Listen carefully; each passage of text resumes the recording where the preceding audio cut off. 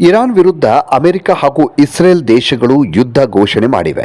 February 28ನೇ ತಾರೀಕು 2026ರಂದು ಬೆಳಿಗ್ಗೆ 9:45 ಅಂದರೆ ಮೇಷಲಗ್ನದಲ್ಲಿ, ಅಂದರೆ ಇರಾನಿನ ಸಮಯದ ಪ್ರಕಾರ 9:45 ಮೇಷಲಗ್ನದಲ್ಲಿ ಯುದ್ಧ ಆರಂಭ ಆಗಿದೆ.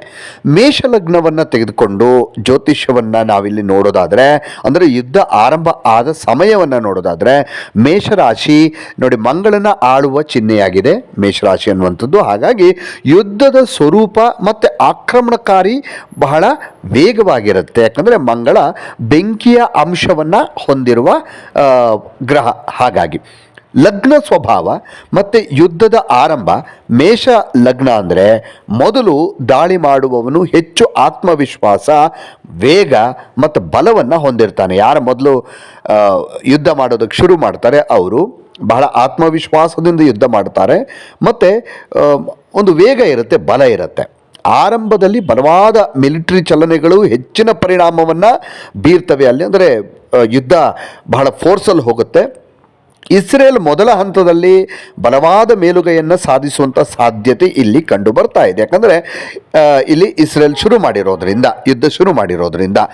ಆದರೆ ಮೇಷರಾಶಿಯ ವೇಗದ ಸ್ವಭಾವ ಏನಿದೆ, ಇದು ದೀರ್ಘಕಾಲೀನ ಯುದ್ಧದಲ್ಲಿ ಒತ್ತಡ ಹೆಚ್ಚಾಗುವ ಸಾಧ್ಯತೆ ಕೂಡ ಇದೆ. ಅಂದರೆ ಭಾಳ ಲಾಂಗ್ ಟೈಮಲ್ಲಿ ಯುದ್ಧ ನಡೆಯುತ್ತೆ. ಒಂದು ವೇಳೆ ಯುದ್ಧ ಇದೇ ರೀತಿಯಾಗಿ ಹೀಗೆ ನಡೀತಾ ಇದೆ, ಇದೇ ರೀತಿ ಮುಂದುವರೆದರೆ ಮಂಗಳನ ಜಡತ್ವ ಬದಲಾಗಬಹುದು. ಅಂದರೆ ಮಂಗಳನ ಸ್ಥಾನ ಬದಲಾವಣೆಯಿಂದ ಮಂಗಳ ಗ್ರಹ ಬಲಶಾಲಿಯಾದರೆ ಯುದ್ಧ ಇನ್ನಷ್ಟು ಜಾಸ್ತಿ ಆಗೋ ಸಾಧ್ಯತೆ ಹೆಚ್ಚಿದೆ. ಇದರಿಂದ ಹೆಚ್ಚಿನ ವಾಯುದಾಳಿಗಳು ಮತ್ತು ಕ್ಷಿಪಣಿ ದಾಳಿಗಳು ಖಂಡಿತವಾಗಲೂ ನಡೀತವೆ, ಈಗ ನಡೀತಾ ಕೂಡ ಇದೆ. ಶನಿಯ ಪ್ರಭಾವದಿಂದಾಗಿ ಯುದ್ಧ ದೀರ್ಘಕಾಲದವರೆಗೆ ಇರುತ್ತೆ. ಯಾಕಂದರೆ ಶನಿ ಬಹಳ ದೀರ್ಘ ಚಲನೆಯನ್ನು ಹೊಂದಿರುವಾತ. ಹಾಗಾಗಿ ಇಲ್ಲಿ ಯುದ್ಧ ಕೂಡ ದೀರ್ಘಕಾಲದವರೆಗೆ ಇರುತ್ತೆ ಮತ್ತು ಸಮರ ಬೇಗನೆ ಕೊನೆಗೊಳ್ಳುವ ಸಾಧ್ಯತೆ ಅಂತೂ ಕಂಡು ಬರ್ತಾ ಇಲ್ಲ. ಗ್ರಹಗಳ ಚಲನೆಯನ್ನು ನೋಡೋದಾದರೆ ರಾಹು ಪ್ರಭಾವದಿಂದ ಮತ್ತಷ್ಟು ಅನಿರೀಕ್ಷಿತ ದಾಳಿಗಳು, ಅಂದುಕೊಳ್ಳದೆ ಇರುವಂಥ ದಾಳಿಗಳು ಕೂಡ ಆಗಬಹುದು. ಮತ್ತು ಇದ್ರ ಜೊತೆಗೆ ಇಷ್ಟೇ ಅಲ್ಲ, ಬೇರೆ ಬೇರೆ ರೀತಿ ಯುದ್ಧಗಳು, ಸೈಬರ್ ಯುದ್ಧ ಅಂದರೆ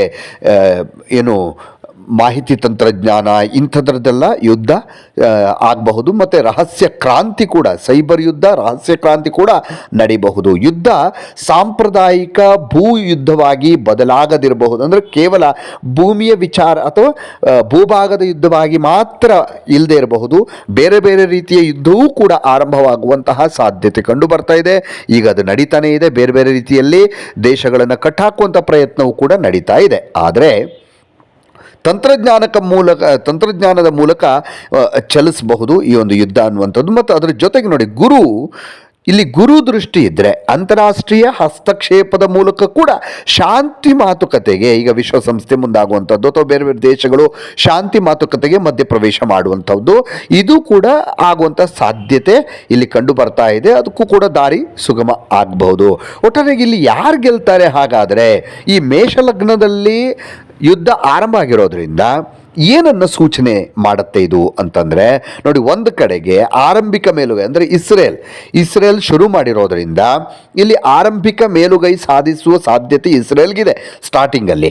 ಆದರೂ ಕೂಡ ಶನಿ ಮತ್ತು ರಾಹು ಪ್ರಭಾವ ಬಲವಾಗಿದ್ದರೆ ಯುದ್ಧ ಸಂಪೂರ್ಣ ವಿಜಯ, ಅಂದರೆ ಯಾರು ಒಬ್ಬರು ಗೆಲ್ಲೋದು, ಒಬ್ಬರು ಕಂಪ್ಲೀಟಾಗಿ ಸೋಲುವಂಥದ್ದು ಇದು ಆಗದೇ ಇರಬಹುದು.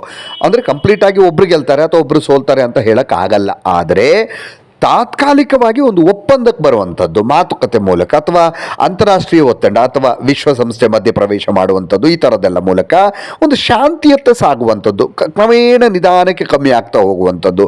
ಹೀಗಾಗಿ ಯಾವುದೇ ಕಡೆಯವರಿಗೆ ಒಂದು ಸ್ಪಷ್ಟವಾಗಿ ಸಂಪೂರ್ಣ ವಿಜಯ ಈ ದೇಶದವರಿಗೆ ಸಿಕ್ಕತ್ತೆ ಅಂತ ಹೇಳೋಕ್ಕೆ ಸಾಧ್ಯ ಇಲ್ಲ ಇಲ್ಲಿ. ಹಾಗಾಗಿ ಯುದ್ಧ ಕಾರ್ಯತಂತ್ರದೊಂದಿಗೆ ಒಂದಷ್ಟು ಕೊನೆಗೊಳ್ಳುವಂಥದ್ದು, ಯಾವುದೋ ಒಂದು ಒಂದಷ್ಟು ಒಪ್ಪಂದ ಮಾಡ್ಕೊಂಡು ಕೊನೆ ಆಗಬಹುದು.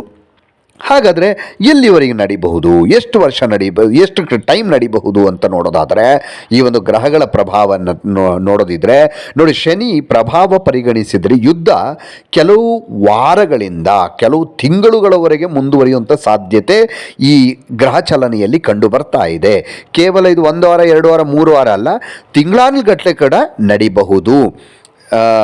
ಆದರೆ ಪರೋಕ್ಷವಾಗಿ ಈಗ ಎದುರುಗಡೆ ಒಂದು ಒಪ್ಪಂದ ಆಗಿ ಯುದ್ಧ ನಿಂತಿದೆ ಅಂತ ಹೇಳಿದ್ರು ಕೂಡ ಬ್ಯಾಕ್ ಸೈಡಿಂದ ಅಂದರೆ ಹಿಂದೆ ಸೈಬರು, ಆರ್ಥಿಕ, ರಾಜಕೀಯ ಈ ಎಲ್ಲ ಯುದ್ಧಗಳು ಕೂಡ ಒಂದಷ್ಟು ನಿಲ್ಲೋದಿಲ್ಲ. ಇದು ನಡೀತಾನೆ ಇರುತ್ತೆ. ಹತ್ರ ಒಂದು ವರ್ಷದವರೆಗೂ ಕೂಡ ಇಂತಹ ಯುದ್ಧಗಳು ಅಂದರೆ ಒಳಗೊಳಗೆ ಮಾಡುವಂಥ ಕುತಂತ್ರದ ಯುದ್ಧಗಳು ಕೂಡ ನಡೆಯುವಂಥ ಸಾಧ್ಯತೆ ಇರುತ್ತೆ. ಈ ಯುದ್ಧ ಬೇಗ ಕೊನೆಗೊಳ್ಳುವ ಹಾಗಂತೂ ಕಾಣಿಸ್ತಾ ಇಲ್ಲ. ಗ್ರಹ ಚಲನೆಯ ಪ್ರಕಾರ ಜಾಗತಿಕ ಒತ್ತಡ ಹೆಚ್ಚಾಗತ್ತೆ. ಅಂದರೆ ಇದು ಬೇರೆ ಬೇರೆ ದೇಶದ ಮೇಲೂ ಕೂಡ ಪರಿಣಾಮವನ್ನು ಅಂದರೆ ಇದರ ಪರಿಣಾಮ ಬೀರುತ್ತೆ.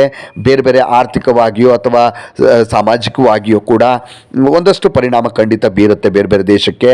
ಶಾಂತಿ ಒಪ್ಪಂದದ ರೂಪದಲ್ಲಿ ತಾತ್ಕಾಲಿಕವಾಗಿ ಸ್ಥಗಿತಗೊಂಡರೂ ಕೂಡ ಸಾಂದರ್ಭಿಕ ಸಂಘರ್ಷದ ಸಾಧ್ಯತೆ ಅಂದರೆ ಸಂದರ್ಭಕ್ಕೆ ತಕ್ಕ ಹಾಗೆ ಒಂದಷ್ಟು ಯುದ್ಧಗಳು ಆವಾಗ ನಡೆಯೋದು ಕಾಣಿಸ್ತಾ ಇದೆ. ಮೇಷಲಗ್ನದ ಪ್ರಕಾರ ಆರಂಭದಲ್ಲಿ ಬೆಂಕಿಯಂತೆ ಬಹಳ ಪ್ರಜ್ವಲಿಸಿ ಪ್ರಕಾಶಮಾನವಾಗಿ ಅಥವಾ ಆ ಜ್ವಾಲೆ ಜಾಸ್ತಿ ಇದ್ದರೂ ಕೂಡ ನಂತರ ರಾಜತಾಂತ್ರಿಕ ಹಸ್ತಕ್ಷೇಪ ಅಥವಾ ಮೂಲಕ ಯುದ್ಧ ನಿಯಂತ್ರಣಕ್ಕೆ ಬರೋದನ್ನು ಇಲ್ಲಿ ಸೂಚಿಸ್ತಾ ಇದೆ. ಅಂದರೆ ಬೇರೆ ಬೇರೆ ದೇಶಗಳು ಮಧ್ಯಪ್ರವೇಶ, ವಿಶ್ವಸಂಸ್ಥೆ ಮಧ್ಯಪ್ರವೇಶ ಇವೆಲ್ಲದರಿಂದ ಯುದ್ಧ ಒಂದು ರೀತಿ ಮೇಲ್ನೋಟಕ್ಕೆ ಕಮ್ಮಿ ಆದ ಹಾಗೆ ಕಾಣಿಸ್ಬೋದು. ಆದರೆ ಒಳ ಜಗಳ ಅಂತೂ ಮುಂದುವರಿತಾನೆ ಇರುತ್ತೆ ಅನ್ನೋದು ಈ ಗ್ರಹಗಳ ಚಲನೆಯಿಂದ ನಾವಿಲ್ಲಿ ಹೇಳಬಹುದಾಗಿದೆ.